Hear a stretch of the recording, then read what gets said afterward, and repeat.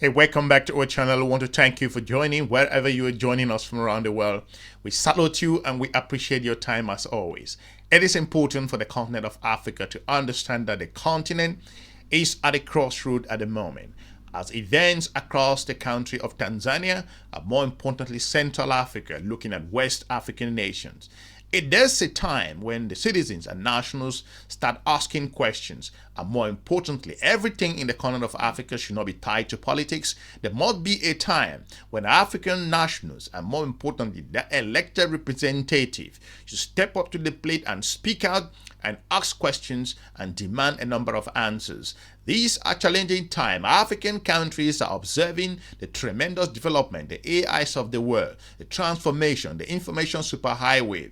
Why am I saying this? I'm saying this because if you've ever heard about the IPU, the Inter-Parliamentary Union of the continent of Africa, it's a kind of a body that brings together parliaments from across the continent of African nations to come in to talk about democracy, talk about development and growth, and some kind of accountability. But that's not what is happening. This particular body is dormant at the moment, and we've seen events across the countries in Cameroon and looking at what's happening in the country of Ivory Coast, and more importantly, the latest in the country of Tanzania.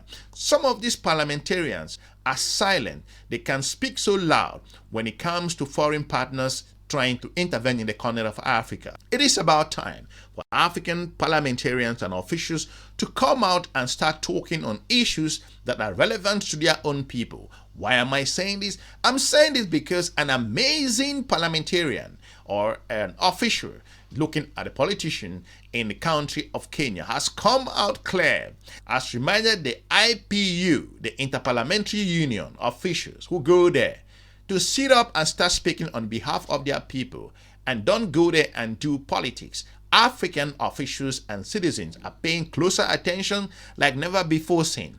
In his outing, the parliamentarian spoke on the shameful election results coming out from some countries across the continent of Africa and how embarrassing in the Africa's own image globally. In looking at his own perspective, he went ahead and lambasted the situation in the country of Tanzania, more importantly across the region. To give you more context on this, let's go and hear what these amazing parliamentarians spoke on with regards to the emerging issues and burning challenges that are affecting the countries across the region. Let's play this clip.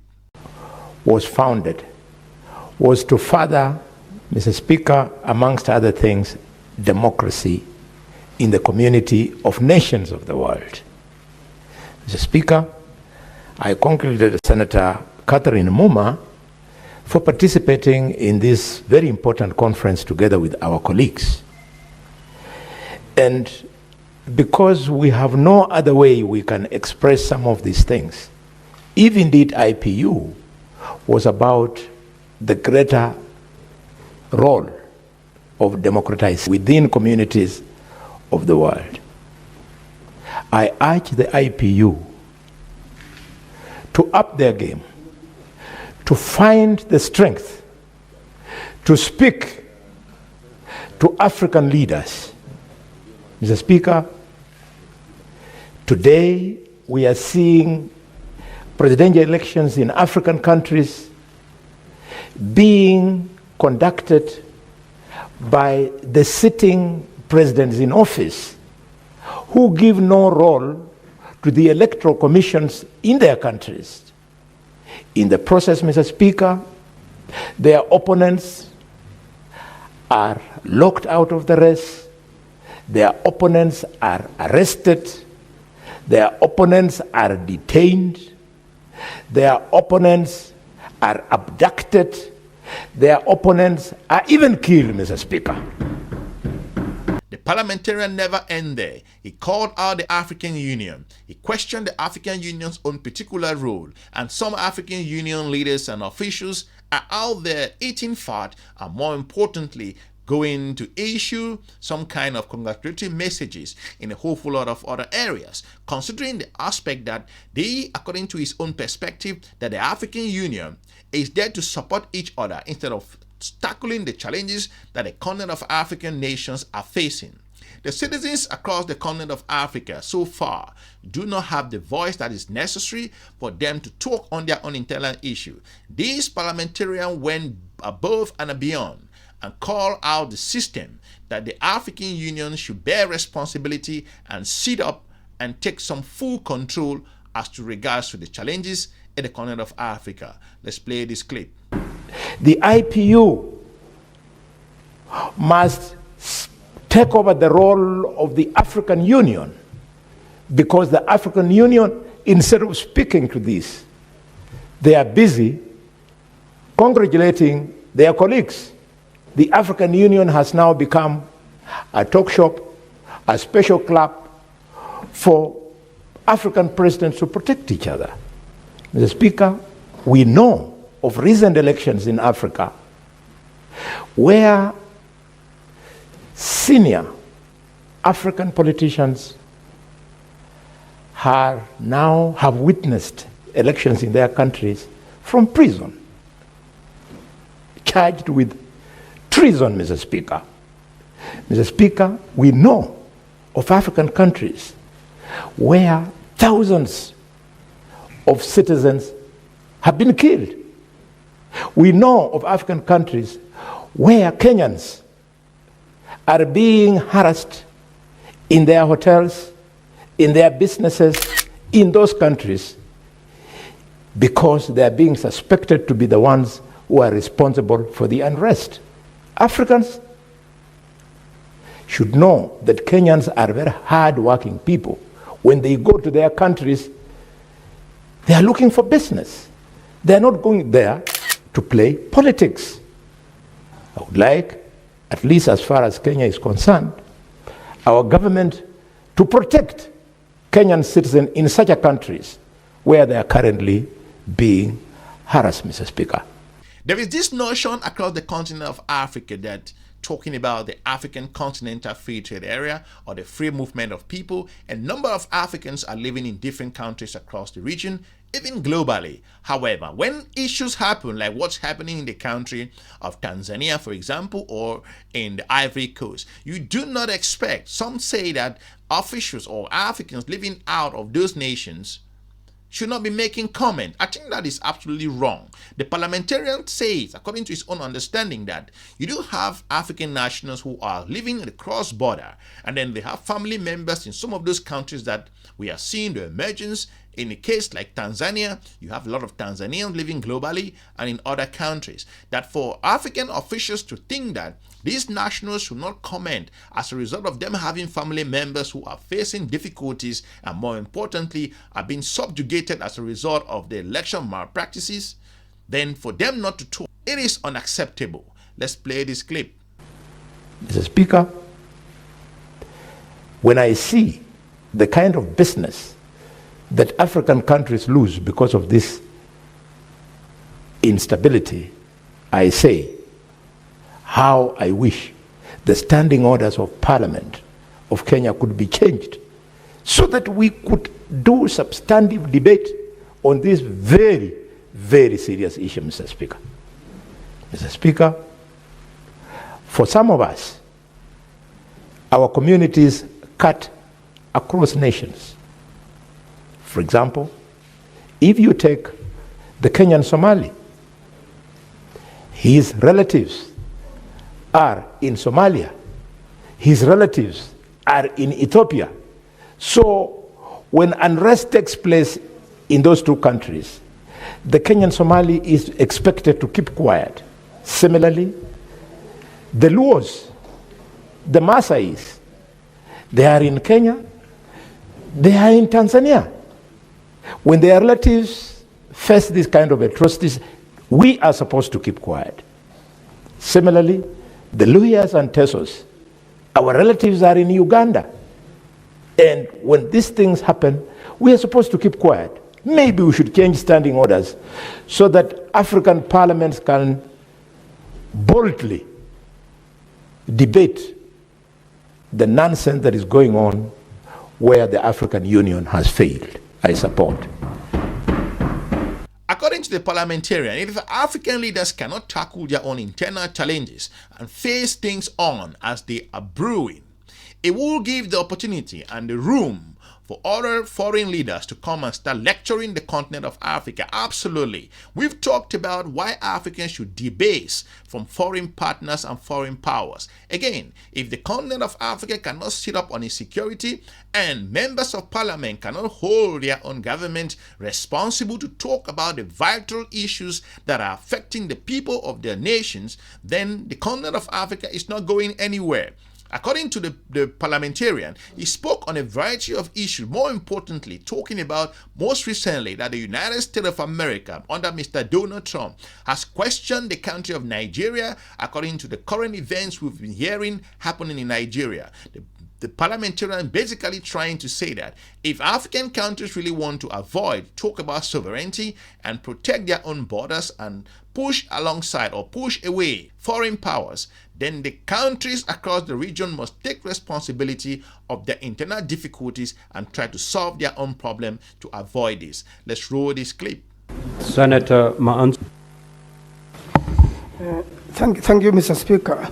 Mr. Speaker, IPO is a very important organization in the world, and just as Senator Halwale had observed, it could be useful in advice and in guiding in many principles that members of parliaments all over Africa and many other parts of the world could advise governments, Mr. Speaker, or could influence politics, Mr. Speaker, in a certain way. Mr. Speaker, what has been happening in the world currently is very unique. The situation in the Sudan, Mr. Speaker, the violence in Tanzania, what we have seen in Nigeria, Mr. Speaker, Christians butchered in churches, yet it is reported that Muslims are killed more than Christians, and promptly the American government to want to intervene and bring, these groups which kill people, to an end.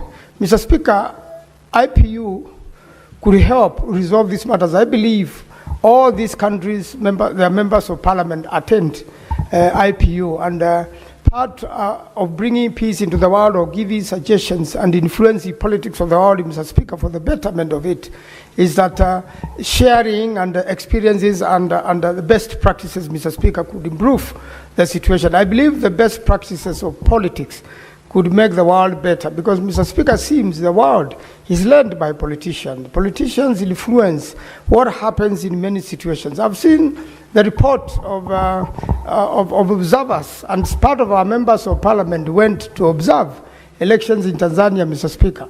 They have brought back very interesting scenarios whereby the citizens decided to attack properties belonging to politicians they thought it causes strain in these particular countries. And Mr. Speaker, that's something to be learned by ourselves and by many parliaments of the world. When citizens decide to target certain people and destroy their properties completely, former presidents, influential people in parliament, influential people of political parties, they target just that particular family, Mr. Speaker. It's a very sad situation, Mr. Speaker. In a situation whereby politics destabilize a country, Mr. Speaker, innocent people suffer, like the case in the Sudan now. You see families running away, families having lost their residence, families, divided, and the people lost. Mr. Speaker, I believe there are members of the Parliament of Sudan who probably come to IPU and could have shared experiences in different places of the world. And Mr. Speaker, we could reduce the suffering of the people through parliaments, Mr. Speaker, and through members of parliament when they share their experiences. Like I said at the beginning, Africa is going through tremendous difficulties in a whole lot of other areas. The continent is expanding and growing, huge opportunity. But more importantly, we've looked at a number of generations that most old officials are hanging to power. And some countries are questioning if this is going to be the direction that the continent of Africa will move. We've seen what happened in Madagascar, how the youth rising. Something happened similar to the country of Kenya. We've looked at the issues in Cameroon, more importantly in Ivory Coast, and Tanzania of all, once considered the beacon of democracy, considering its previous transition when its former leader passed on. These are amazing times across the region. The parliamentarian, from his own perspective, looked at that and questioned the governments who fail to recognize that times have changed. These nationals, citizens, have their own individual aspirations and they want to move forward to transform their lives and the lives of their family. And for their governments to fail to recognize that, according to the parliamentarian, is unacceptable. Let's roll this clip. Political parties and how politics are conducted, Mr. Speaker, is very interesting. Quite a number of our very good friends have lost their nominations in Uganda, and most of them were targeted, the ones in cabinet and are also in the House. And in the same political party, Mr. Speaker, they decide, we are not nominating you. It is time for you to go home. And these people move to independence and resist and want to go back to the people, while the people are telling them, please take a little bit of rest. We compare somebody else that maybe we'll have you in future. And I believe these experiences, Mr. Speaker, while shared, each one of us will learn something from another member of parliament from another country. And every time there are international gatherings, members of parliament really share their experiences on politics, on development, and how generally a country gets affected when politicians or political parties take certain decisions. To the bringing in of a new constitution, Mr. Speaker, it had gotten to a level that the old constitution could no longer hold this nation together. And the politicians and members of parliament came together, took the best constitutions all over the world, looked for the best legal practices, and came up with a constitution, Mr. Speaker, which is largely accepted.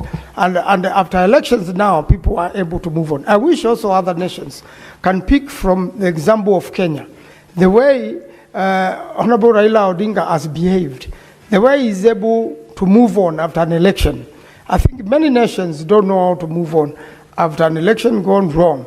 He was able to bring the country together, bring peace to a country.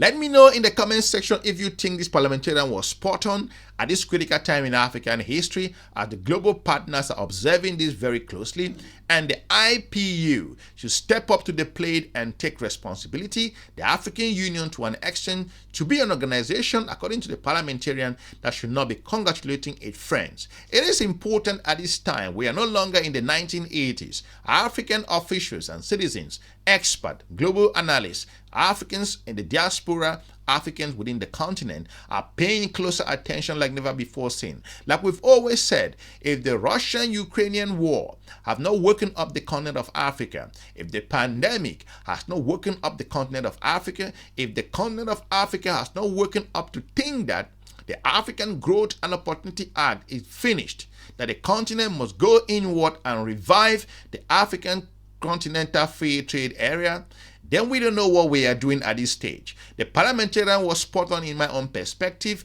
Leave me a comment and let me know what you think, if this parliamentarian's own message is clear and should grow across the board in the continent of Africa at this critical time in Africa's own history, where we are hearing the Sahelian countries talking about sovereignty, and we hear Nigerians stumbling, talking about its sovereignty, but it has an internal issue that needs to be dealt with. More importantly, African nations should revive their global perspective and, more importantly, strengthen their internal challenges. I will be looking forward to meeting you soon in our next episode. Smash the like button and have a good day. Bye-bye.